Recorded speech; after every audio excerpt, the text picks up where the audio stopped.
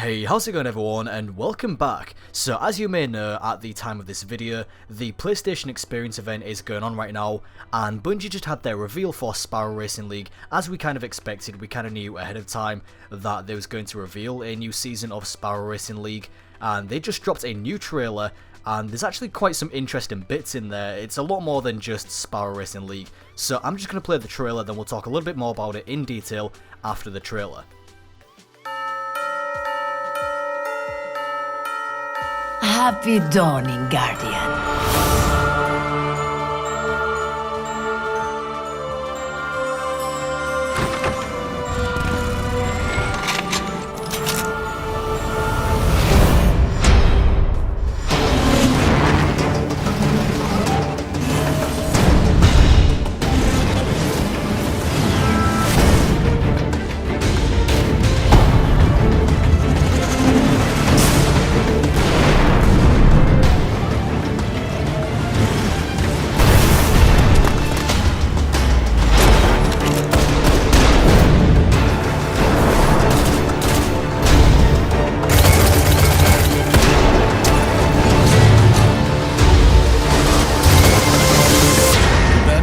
Call on you once again.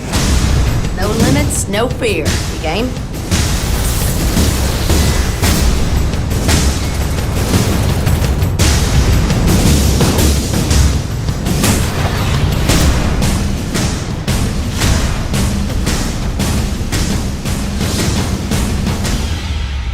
Got time for a race?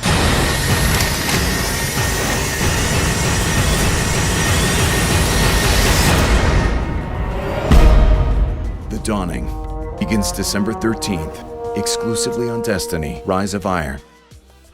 So as you just saw, the event this time around is being called The Dawning, and that's because it's not just Sparrow Racing this time. There's going to be a few new additions to the game outside of Sparrow Racing. Now, the first time Sparrow Racing came around, there was only 2 maps, and from the looks of this trailer, it looks like there's only going to be 2 more new maps. One of those has been set in the Cosmodrome, and the other one has been set on Mercury, which looks kind of interesting. Of course, there's also going to be some cool new Sparrows that you can obtain, but what's more exciting is the fact that Icebreaker is indeed going to be making a return with this update, and it's also going to be coming with a new ornament. So that is excellent to see. And on top of that, any of you that have been paying close attention to Destiny for the past year or so, around since the Taken King time, you may know that there used to be a Void and Solar version of Thunderlord.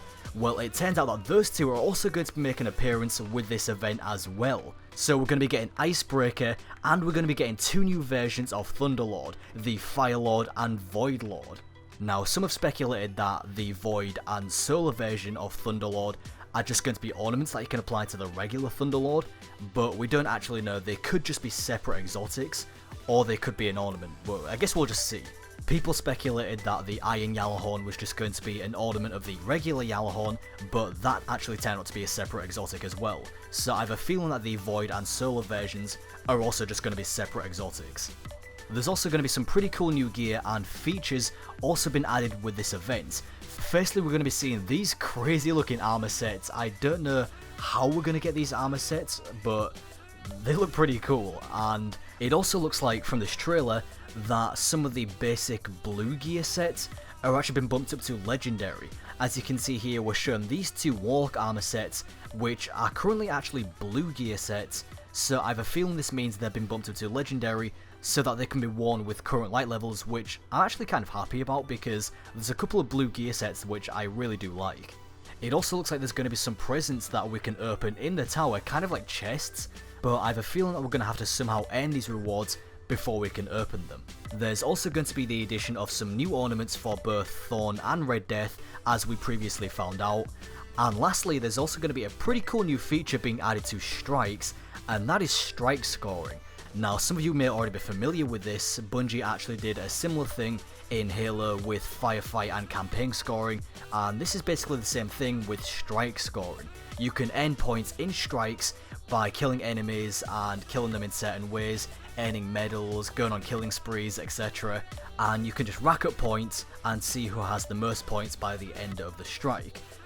So that's pretty much all there is that's coming with the Dawning event. This event starts on December 13th and ends on January 3rd, so it goes for 3 weeks just like last year, and I'm actually kind of looking forward to this. So I do hope that you enjoyed this video. It's actually been a while since I've done kind of a news type video, so I do hope that you enjoyed this, and if you'd like me to do more kind of news videos, I would like to get back into doing these sort of videos, let me know in the comments.